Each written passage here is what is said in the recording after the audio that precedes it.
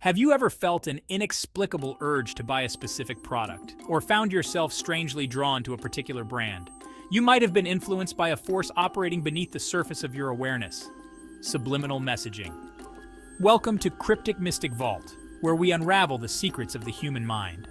This essay delves into the intriguing world of subliminal messaging in advertising, exploring its history, techniques, effectiveness, and ethical implications. We will uncover how this subtle form of persuasion targets our subconscious minds, shaping our desires and purchasing decisions. Subliminal messaging refers to the use of stimuli, such as images, sounds, or words, that are presented below the threshold of conscious perception. These messages are designed to bypass our rational filters and tap into the vast realm of our subconscious. While we may not consciously register these messages, they can still exert a powerful influence on our thoughts, emotions, and behaviors.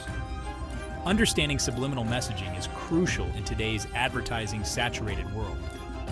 By shedding light on this often overlooked aspect of marketing, we can become more aware of the subtle forces that shape our consumer choices. Our brains are constantly bombarded with sensory information. To avoid being overwhelmed, our conscious mind filters out a significant portion of this input. Subliminal messages exploit this filtering process by embedding themselves within this sea of information. These messages are designed to be subtle and fleeting, often presented at speeds or frequencies that our conscious mind cannot detect. Despite being below the threshold of conscious awareness, subliminal messages can still be processed by our subconscious minds. The subconscious mind is a powerful force responsible for our emotions, instincts, and automatic behaviors. When a subliminal message reaches the subconscious, it can trigger a range of responses, from subtle changes in mood to more overt influences on our desires and actions.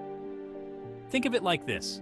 Imagine walking through a crowded street, bombarded by sights and sounds. You may not consciously notice every single detail, but your subconscious is still taking it all in. A subliminal message is like a whisper in this crowded space. You may not consciously hear it, but your subconscious mind can still perceive it and be influenced by its message.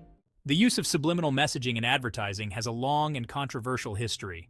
One of the most famous examples is the Eat Popcorn and Drink Coca-Cola experiment conducted by James Vickery in 1957. Vickery claimed that he flashed these messages for a fraction of a second during a movie screening, resulting in a significant increase in popcorn and Coca-Cola sales.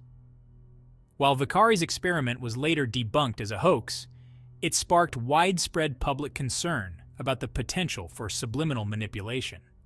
Despite the controversy, the use of subliminal techniques in advertising persisted.